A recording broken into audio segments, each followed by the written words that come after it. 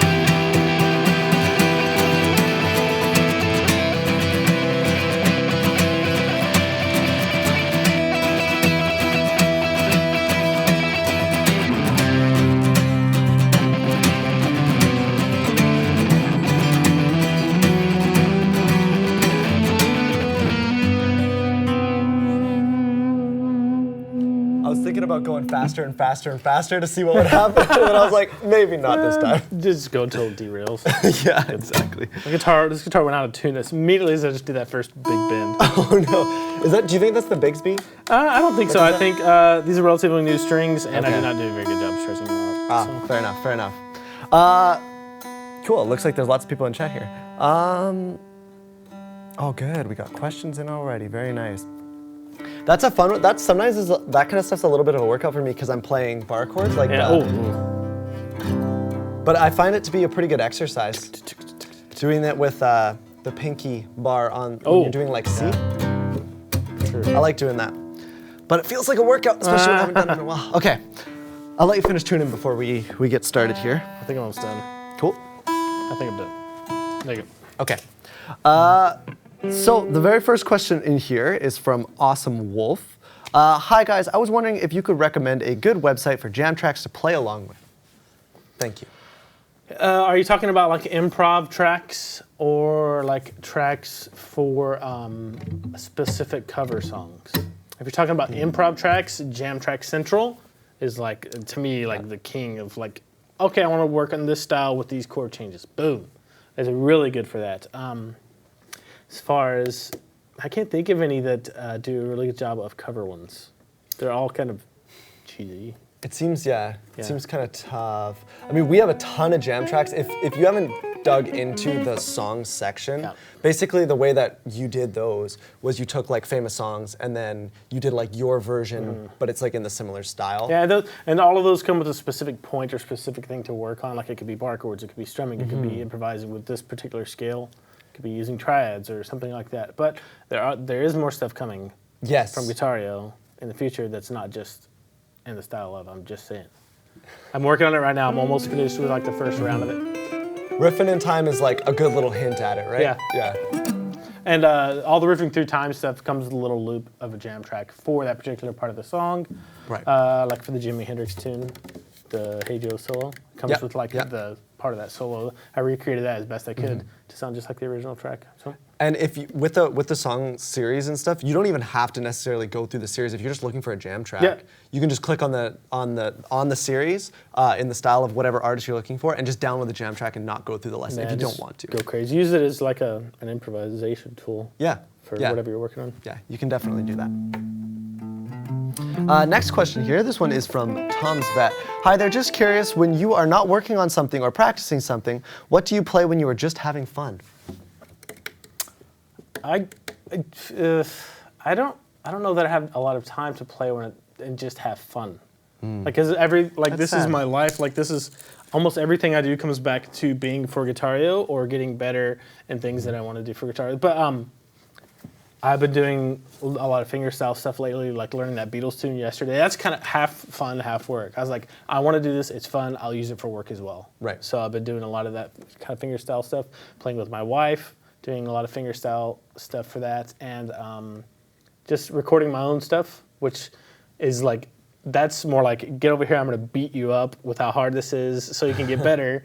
And so it's fun, but it's very challenging and it's pretty difficult. So I guess that's fun. It is fun, but it's more the end result. It's like working out or running a marathon. It's not, to me, it's not very fun while you're doing it. Yeah. But as soon as you're done, it's really fun. It's a lot of fun to get results. Yeah, the feeling of gratification when you get results is definitely a real thing. And you gig with Chelsea and stuff too, right? Occasionally, and that's like, I would say that's probably more on the fun side of things. Probably same thing with you, with your band, huh? Gigging stuff for me is like way more, that's like the fun time. And then like sitting there songwriting or practicing something or learning something, that's like not quite as much fun, but it pays off to do it. So, I will say this, as soon as I finish this little instrument album that I'm working on, the next thing that I'm going to do is going to be totally for fun, under like complete pseudonym, is going to be just like extreme metal EP. Nobody's going to know who it is. I can say whatever I want, I can play whatever I want, and people are going to be like, that sounds awesome. Do it under a pseudonym though. Nobody will know who it is. Yeah, we'll call it, trying to think of a good name for your pseudonym. I mean, Nate Savage, a lot of people think Nate Savage is a pseudonym. They think it's not your real name. Oh, it's real. Okay. Next question. This one is from Les Acadians. Hi guys, Vincent here. Would you mind going over that sus2, sus4, and add 9 chord once again, please? I think it wouldn't hurt if I heard that again. Sure. So sus2, sus4, add 9. Okay. So let's take a D major shape. Right? Root, 3rd, 5th. Open D string is another root. Don't play the A and E strings, right? So a sus chord, like typical classical music, theory part writing, is when the 3rd goes up to the 4th. That's called a sus4. Generally, it's called a suspended 4 because you're in suspended animation or whatever, and then it resolves and comes back down to the 3. That's a typical movement for a sus4 chord. Now, a lot of people call an add 9 chord a sus2 chord because it's kind of the same idea. You take the 3rd and you lower it by a whole step, not a half step, like the 4. So the 3 goes down to a 2, and then it can resolve back up to a 1. But really, I look at this as more of an add 9 chord, and a lot of people do. I think the sus2 chord, at least to my knowledge, came about, that whole kind of terminology and nomenclature came about from like contemporary church music, where people go, oh, it's just a sus. If this is a sus4, this must be a sus2. Right. So for what that's worth. Either way, you need to know what it means. You need to know what they're talking about. They're just adding a 2 or the 9 to whatever chord you're playing. So if you're playing an A, what's the second scale degree in the key of A major? B. Right. So just adding a B to an A major chord. But oftentimes when that happens, the third is the closest note to the, well, this is a good example. It's the closest note to the third, so you just drop it. But you can do it just as easily keep the third in there and just add the 9 in there. And I think that's when more people's like, oh, that's an add 9 because the third's still in there, right? Yes.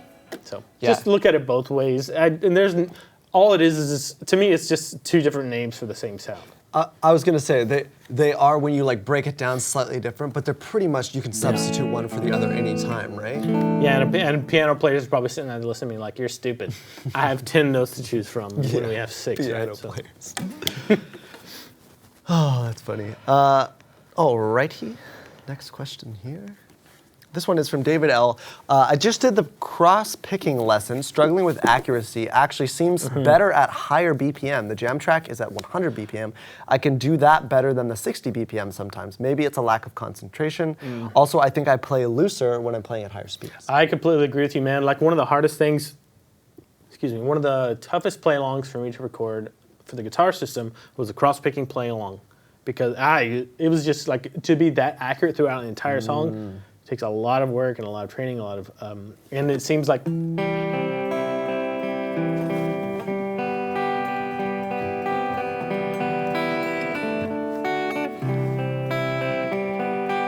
And the faster you go up to a certain point, it almost feels better, it feels more fluid. So I agree, David. One song that you might want to take a look at, Mr. Tambourine Man, or To Everything, Turn, Turn. I don't know the formal title of that song. Either one of those are really, the tempo's about right there. Okay. So it's a little bit faster, easier to get into, but I completely agree. It's harder, it's slower tempos for me for that. I just did, in the new pack we're filming, I just did a cross-picking little lesson for that. Is like one of the last lessons, just to give beginner guitar players something to shoot for. And like going through the play along really slow was so hard. And like I can do it fast, but it's so hard to like keep patient and wait for the notes to come and be super accurate. Do you find, and this is what I find when I'm like working on a new part or something, I can play it full speed better, and I can play it like you're saying, like it's quite often it's easier to play it at full speed, and then when you slow it down, it's much harder. But if you ever want to go faster than full speed, you have to get the slow version down before you'll ever be able to go faster. Yeah, and I think that thing that you just described is what lures guitar players into a false sense of security. Oh, I can play fast. Right. I don't need to practice slow. Right. You're going to need to practice slow if you ever want to get to where you can play at any speed you want. That makes sense. And I'm guilty of that just as much as the next player. Yeah. I do that all the time, especially fingerstyle stuff. I'm so bad when it comes to cross picking because I do a fair bit of cross picking like when I'm playing stuff like anytime but I'm just being so random. Just whatever you hit. Yeah, and I find like that seems to be the most common application. Like if you listen to a lot of records and stuff, it's like even the ones that are like folky maybe with the cross picking, a lot of times they're just hitting whatever. Yeah, it's like how do they memorize this whole song? They're just hitting whatever they want, man. Yeah, and then now we have to copy their randomness, right? Yeah. Like thanks, you making it like if you're gonna do riffing through time, transcribing that. Oh dear. Yeah. It's funny how that is. Yeah. All right, this one is from Daryl.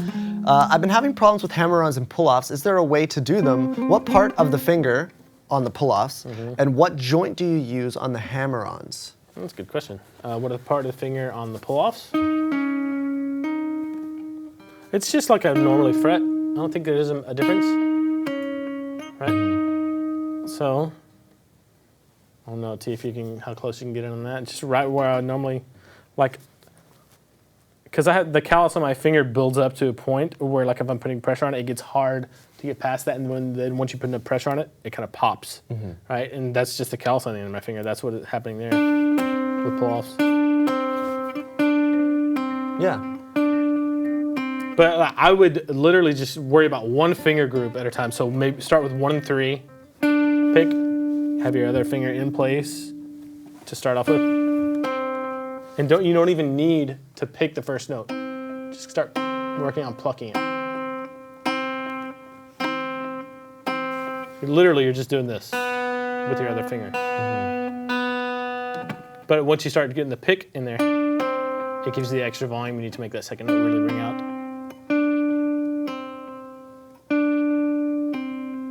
And then once you get that down, it's starting to feel pretty good with 1 and 3. Then start doing 1 and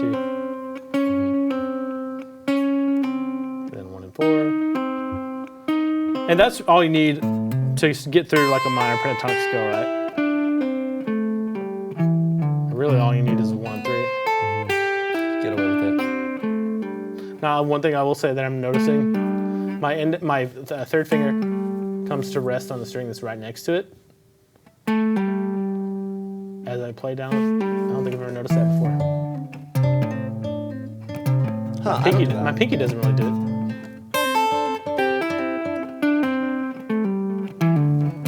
I don't think that has much to do with it. It's just an observation. What was the second half of the question for hammer-ons?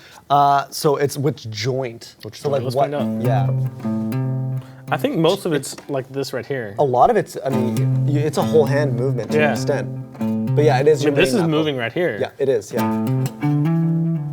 Yeah, it's mostly. It's just. Let me get this out enough. When you're playing finger style, like this, most of the motion comes from this big knuckle here too. It's kind of the same thing. It's definitely the big knuckle. Yeah.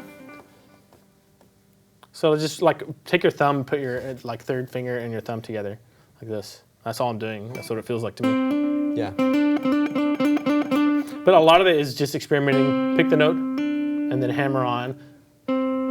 Notice, and just take note of how hard you're doing it. Start off really soft, to where you're not getting anything out of it, and then gradually increase it. And it might sound a little bit buzzy or weak, and then do it a little bit faster, with more velocity. And if you do it too hard, it's gonna sound like this. Yeah. Right? It's actually not that hard you need to do it. It's more about like the perfect placement. It's placement and it's like quickness. Yeah. Yeah. See, if I don't, I can do it real hard, but it's not fast, right? So just think about that as far as, instead of being hard, do it quick. Yeah. It's just funny because I don't find, I'm not like, you're not, and I know I'm definitely not, like hitting very hard, hey? No. You don't need to, especially like when you start going fast, I feel like you kind of just, even on an acoustic. It's interesting. Yeah. It's kind of like if your guitar is set up properly, people say bar chords, how hard should I be pushing? Only as hard as necessary, and a lot of people, once they experiment with that, they're like, oh, I found out that, once I corrected some technique things that I don't have to push nearly as hard to make my bar chords sound. The same thing goes for hammer-ons and pull-offs. You just have to put some concerted effort and consistent practice into it at first, because you're building the technique and being really aware, practicing slowly, being really mindful of how you're doing it. Yeah.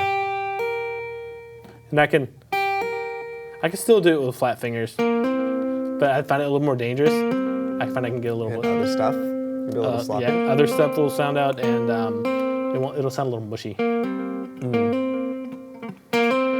It's not as crispy.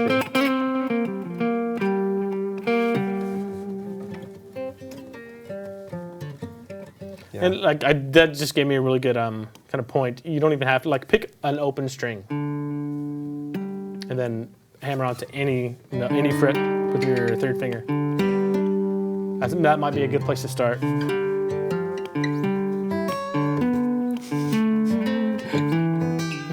We sound like Just Guitar Center, man. So you're saying not looking and picking a string? Oh no, you can look all you want. I'm just saying. Oh, okay. So you don't have to worry about your exercise. index finger. Right? Step one. Then once you get that down, like okay, because it does feel different to have your index finger planted, and then do the trill. Once you get the technique going down, and then you'll be like, oh, I see what's going on here.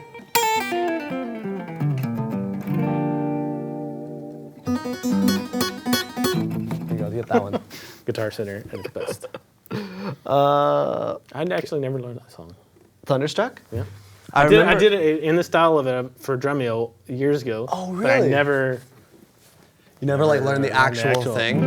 It's such an, like, he took the strings off of... That makes sense to me, man. Like in the studio, that totally makes sense. Yeah, it's funny. And then I think quite often, he'd come out for that song with just the guitar with one string. I never heard that story. So you'd have to set up a guitar for it, which would be pretty That's tough. a pain in the butt for your guitar. I remember like being taught that riff like when I was like really young, and just being like, and then years later I like went back and was like, oh, I can actually do it. And then you'd go up one. So. Oh, okay, just move the whole thing up. Yeah. Do you pick each one? The next one is the. Do you do with your picking hand, or is it? You just do the first one. Just the first one, not even. But I think a lot of times he picked them. I think a lot of times. Okay. Something like that. I don't know. I'm probably wrong. Either way. Next question here from Catman. Are you both from Canada? And if not, what made you settle in Canada? I am not. I am originally from Texas. I moved up here when I was 30. And the reason I moved up here was to start this business. That's right. Jared, the founder of Drumeo. I'm from a little town called Abbotsford. I didn't know you were born in Abbotsford. I was born in Abbotsford. Oh, okay. And So then he is from here. Yeah, I grew up in a place called Harrison Hot Springs, actually, which is a really cool little town. We were lucky enough. It's like right on a little lake, so it was really fun. Great place to grow up. Very Do small. I sound like I'm from Canada? Sometimes I do now. Your accent is not nearly as strong. If you watch your older videos, it's like, that's a Texas boy right there. If I go visit my parents for a week and then come back, you're like, oh my goodness, who are you? It's funny. I don't know, do I have an accent to you? People in BC don't have nearly as much of an accent as I thought they would. It's very Californian. It's fairly neutral compared to what like the stereotypical Canadian accent Manitoba. is. I thought it was going to be like moving to Wisconsin. Yeah, they actually have similar, and Minnesota and those places, yeah. they have similar accents to like the Manitobans and Saskatchewans and those guys. That's what I thought it was going to be like, but it's not. Not. It's may as well be living in Washington as far as like the people and the accents and things like that. Yeah, for sure. This is a good question, but Nate can't say anything about it, but it's a good question.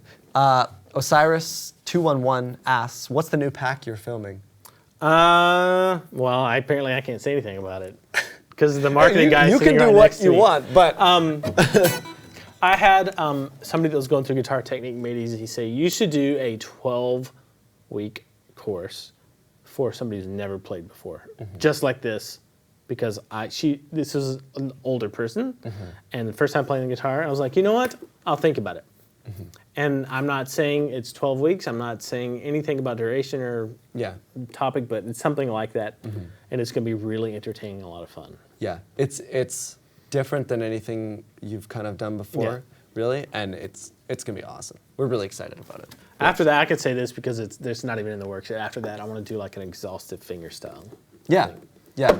But who knows? Who knows? That's next year. So. Yes, the fingerstyle one will be cool. A lot of people want fingerstyle, so that'll be really cool. All right, you guys are just firing these questions in. It's awesome.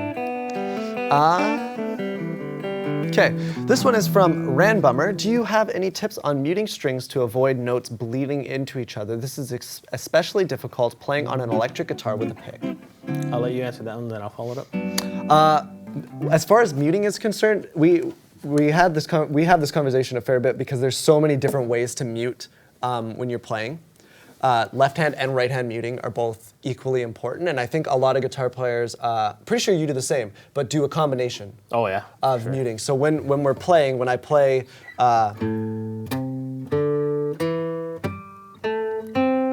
Just a scale. I thought you were gonna go. Just the rhythm. Yeah. That's funny. That's so funny. I was not going there. But what happens is when I'm actually playing that, what I'm doing. So I think T has a nice tight shot. Yeah, perfect. So when I'm doing this, I'm muting with this finger. Even though I'm fretting on the low E string, I'm muting everything below it. Yeah. So if I were to hit the A string as well. Nothing. So here, I'll hit them both. you just hear kind of a thwack, right? It's not too bad. And then next one, I'm doing the same thing with my pinky there. And then when I go up to the next string, what I'm doing is obviously my mute there travels, but with this hand now, I'm actually putting my thumb against the string next to it, so the E string. And what that's doing is doing the same thing. It's making sure that this doesn't ring out.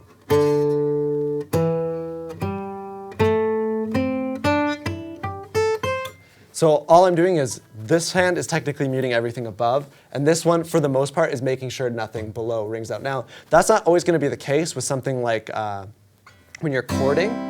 I will oftentimes use my thumb as my mute around the top on the higher or the lower strings. So if I'm playing a C chord, this is just touching that, so it doesn't matter. And if I'm playing like an F chord, like a small one, I'll do the same thing. I'll just let my thumb come over and mute. So that's usually my way of muting. And I've talked about skank picking before, which is like my main muting thing, which is when you mute every single string using your thumb and your... So I'm playing every single string. And that's the same thing as I'm just muting everything around it, so then if I'm not super accurate with my pick, because obviously, like, you want to be accurate as possible with your pick. That's like an important part of playing guitar. But then if I'm not, it's not a big deal. Correct. Yeah. How do you mute? A lot of the same stuff. I always think my muting is good until I'm recording something that has a lot of gain on it at home. And I'm like, what the heck, Expose man? you real fast. But like, yeah, if you're playing, I don't know. That was super clean. That was super clean that time, but often, I'd like. Of course, I can't replicate it now because I'm not recording anything. Yep. But like this G string may do that or something. Yeah. So like doing the same thing Andrew does. Like is if I'm playing the low E string, my index finger is muting that A string. Yeah, muting the next one.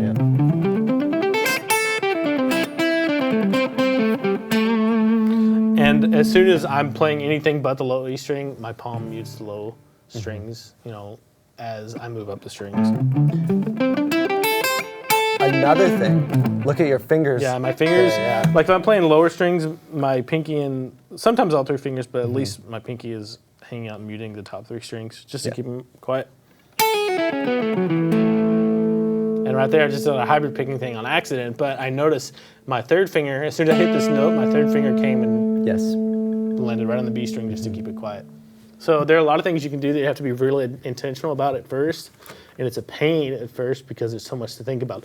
Palm, fingers on this hand, hitting the right strings, playing the scale shape right, trying to be creative. But if you take some time, maybe 5-10 minutes at the beginning of every practice session, and just really limit what you're working on. Maybe just a pentatonic scale. Very slowly thinking about the muting, starting off just on one string, and then slowly add in the second string. Being really critical, because if you don't, this is what it'll end up sounding like. I don't know if you could hear that. Let me turn this gain up a little bit so it's a little more popped.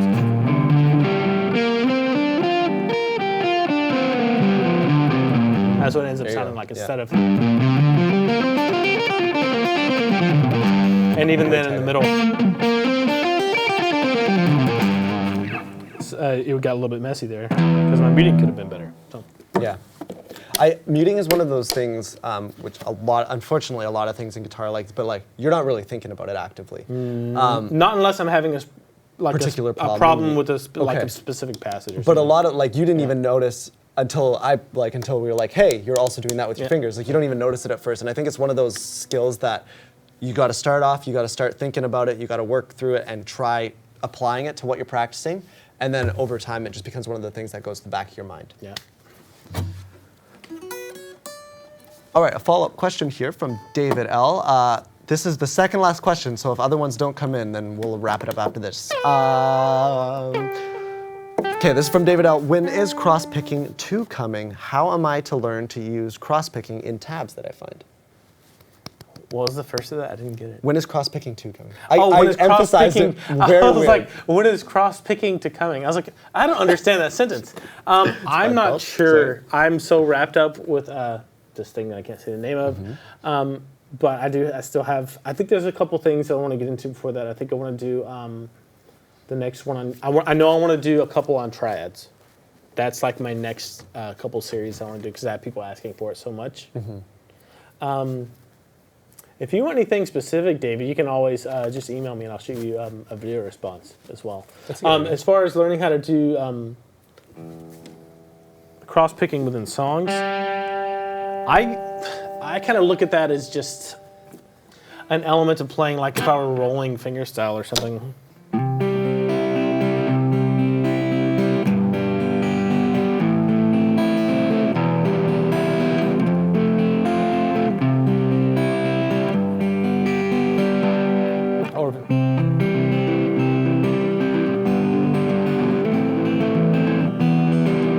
Like learning different patterns of fingerstyle music. I think of cross-picking as the exact same way. I'm trying to strap it down a little bit because it's annoying me.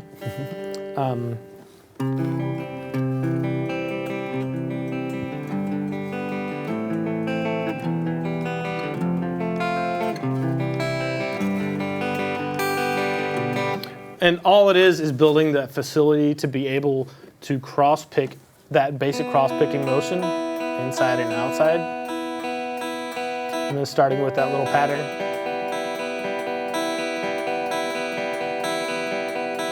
Applying it to chords, and then expanding it. So one way to expand it is to, like, for example, if you have a C chord, start on your lowest root note. And then maybe you apply that thing on top.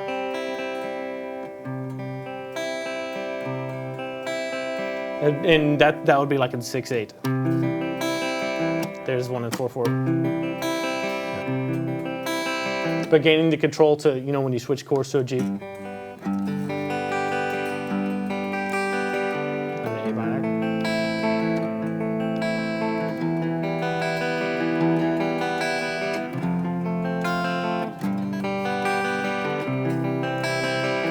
So you can really kind of improvise with that as you get a little bit better. And I do that. That's one thing I do a lot with like church gigs. If there's an acoustic player that's just strumming away open chords, that I don't always want to do that. So I'll play maybe, and you can do hybrid picking with it, Right. which is another option.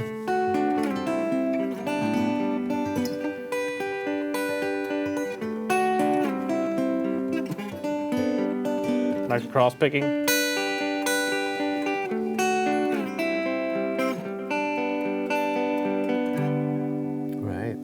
So that's, like, from where you are after cross-picking one, I would start developing the ability to hit root notes of certain chords, like the lowest root note in a chord shape. And then fill in the top part with a picking pattern too. That way you give some context to your chord, that low root note. A good song for that is the one you and Lisa were talking about just before. Oh, Hallelujah. Yeah, Hallelujah. That's a really good song to work on that type of stuff with. Nice. Okay, next question. This one is from TKD Black Belt 3. Can you cover bending techniques? I have troubles with other strings ringing out. Oh yeah, for sure. Go ahead, Andrew. Every time I bend on an acoustic guitar, it's just not quite there.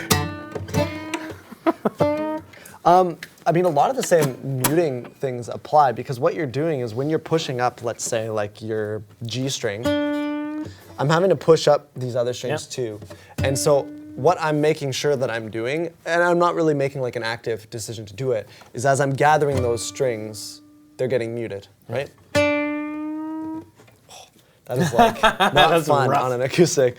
And then at the same time, when I'm doing this, I'm actually muting those strings that are higher with my pointer finger again, because a lot of times I'm not going to be bending like this. Like, I'm not even going to try. I'm not going to do it with my first finger, right? I'm going to do it, maybe I'll do it with my second finger, but 9 times out of 10, it's my ring finger or my pinky. Yeah. So I do a lot of pinky bending, but what that means is all these other fingers are gathered behind them, if it's, let's say it's this one, because that's probably the one you're using. And so when I do that, I'm able to mute with, I can mute with any of these fingers, but usually I'm just muting with that finger back there.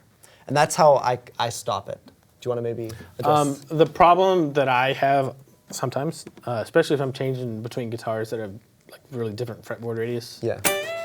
Turn that a little. Is like especially if I don't know, for some reason the B string is a big problem with this. I guess the high E string too. But just like Andrew was saying, my index finger and my first finger are muting the G string. But sometimes what happens, my finger can go from muting to pushing down on it. So watch out for that. Or sometimes this will happen if it's a really curved fretboard. I've seen that before. My finger will push up, especially if it's a whole step in. I've never had that happen, but I've seen that happen to people. Like that. And it'll just pop right over and be like, oh, what the heck. That's awkward. So you can remedy that out with the setup, though. That would mean your action's got to be pretty high, right? nope. Really? The only time it really happens to me is on my telly, which is, what is it, 9? It would be a 9.5. Yeah, 9.5. That's crazy, because even on my 7 1/4, I never had that issue. It has a lot to do with like your personal anatomy too. And if my fingernails are a little bit long, it makes it worse because because they like scoop it up. Yeah. But all you can do for that is just be aware. Like a lot of times, my index finger will overshoot all these fingers back here, just to touch it and make sure. Okay.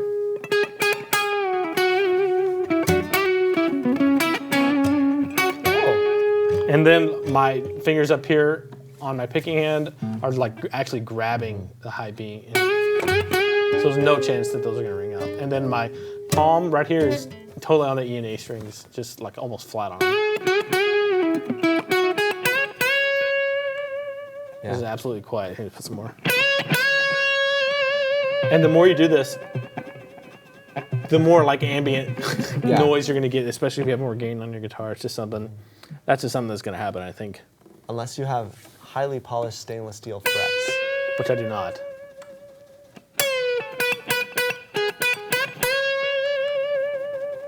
Like even the... Yeah, you can hear it. It's funny. Okay, we've got one more question in here. Did you just do, was that an overbend or did you, okay, No. you did one of those. Yeah. Ayla was here last week and she did, when she did like the, I can't do it because my strings are too thick, but she went like to the, and then over. Yeah, and it was like so tasty. Gilmore. Yeah, and it was just like, it made me happy anyways. I thought it was really good. I think we posted that clip on Facebook actually this morning. Oh, cool. Yeah, so good. This is just a follow-up. This is from Daryl. This is a follow-up about the hammer-on pull-off thing. So on the pull-off, you need hard fingertips. You actually don't, the thing is, and the thing that a lot of people, I mean, yeah, to an extent you do, but like the thing that a lot of people miss is the fact that you're not pulling off. You're not going that way. You're going like, You're not pulling out like that. No. It's basically like, don't even think about it. Like come up here and just pick the string with your finger. that's good. Yeah. I'm pulling down and maybe out a little bit. I'm doing the same thing.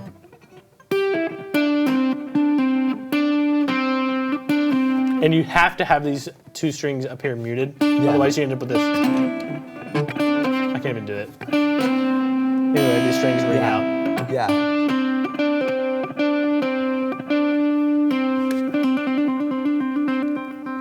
And I'm what is that, maybe a centimeter or two of motion? I mean, yeah, maybe a centimeter. But it is like a new, what's the word I'm looking for? Technique, like fundamental motion that you have to learn on guitar. So give it some time and be really deliberate with it at first.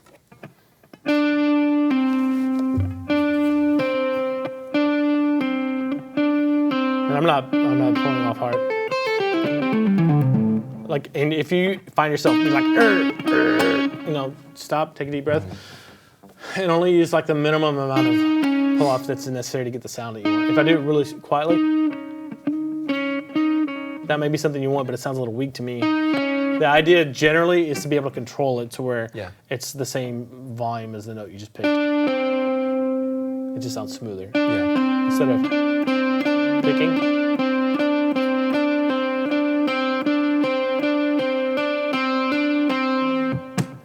So it just takes time, man. But make it a goal. Like, I don't know, start with a month goal. If you reach it before that, that's great. If not, you can always, tag another month onto the goal and put 5 to 10 minutes at the beginning of each practice session just on that, since it's giving you so much trouble. And Let me know how it progresses for you over the next few weeks.